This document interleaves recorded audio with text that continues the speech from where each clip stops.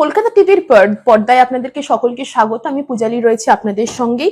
ধেয়ে আসতে চলেছে চলতি বছরের সব থেকে শক্তিশালী ঘূর্ণিঝড় টাইফুন ডলফিন। জানা যাচ্ছে ঘন্টায় 162 কিলোমিটার বেগে চীনের পূর্ব উপকূলে আছড়ে পড়ার আশঙ্কা রয়েছে এই টাইফুন ডলফিনে। তার পাশাপাশি এটাও জানা যাচ্ছে একাধিক জেলায় কিন্তু, অর্থাৎ চীনের একাধিক জেলায় কিন্তু লাল সতর্কতা জারি করা হয়েছে আবহাওয়া দপ্তরের তরফ থেকে। তার পাশাপাশি এটাও জানা যাচ্ছে যেই সব পরিবারগুলো সেই সব মানে সমুদ্র এলাকা অঞ্চলে আছে সেই সব পরিবার, অর্থাৎ 12 লক্ষ পরিবারকে কিন্তু ইতিমধ্যেই কিন্তু সরানো হয়েছে একদম সেফ জায়গা। এবং তার পাশাপাশি এটা জানা যাচ্ছে পুডিং ও হংকং এর বিমানবন্দরেও কিন্তু একাধিক ফ্লাইট বাতিল হয়েছে। তার পাশাপাশি কিন্তু চীনের একাধিক ট্রেনও কিন্তু বাতিল করা হয়েছে চীনের আবহাওয়া দপ্তরের তরফ থেকে। এবং তার পাশাপাশি এটা জানা যাচ্ছে বন্দরগুলির সমস্ত জাহাজ নিরাপদ আশ্রয়, ফ্লাইট, ট্রেন এবং জাহাজগুলো কিন্তু বাতিল হয়েছে এবং সেই সব জাহাজগুলো কিন্তু একদম নিরাপদ আশ্রয়ে কিন্তু সরিয়ে দেওয়া হয়েছে ইতিমধ্যেই। তার পাশাপাশি এটাও বলে রাখবো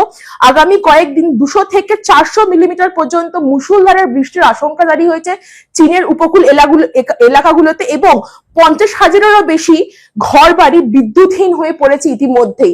যেহেতু যেই টাইফুন ডলফিন অর্থাৎ এই শক্তিশালী ঝড়ের প্রভাবের জন্য কিন্তু একাধিক ফ্লাইট, ট্রেন, জাহাজ কিন্তু বাতিল করা হয়েছে এবং সেসব জাহাজগুলোকে কিন্তু নিরাপদ জায়গায় নিয়ে আসা হয়েছে। তার পাশাপাশি 200 থেকে 400টি বাড়িতেও কিন্তু এই বিদ্যুৎ পরিষেবা নেই বলে জানানো যাচ্ছে চীনের আবহাওয়া দপ্তরের তরফ থেকে।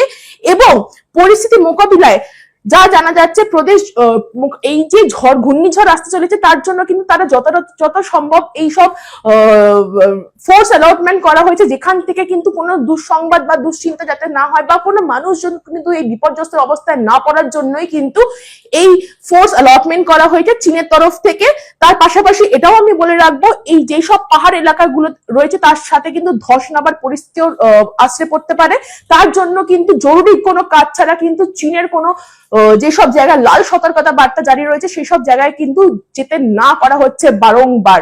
তার ফলে কিন্তু আমি বারবার বলে রাখবো যেই সব এলাকাগুলোতে চীনের লাল অ্যালার্ট অর্থাৎ রেড অ্যালার্ট জারি রয়েছে সেই সব এরিয়াগুলোতে এখন কোনো দরকারি কাজ ছাড়া কিন্তু না যাওয়াই বেটার, সেটা আমাদের তরফ থেকে জানানো হচ্ছে। এবং তার পাশাপাশি কড়া নজরদারি রাখছে কিন্তু চীনের সিকিউরিটি ফোর্সের তরফ থেকে।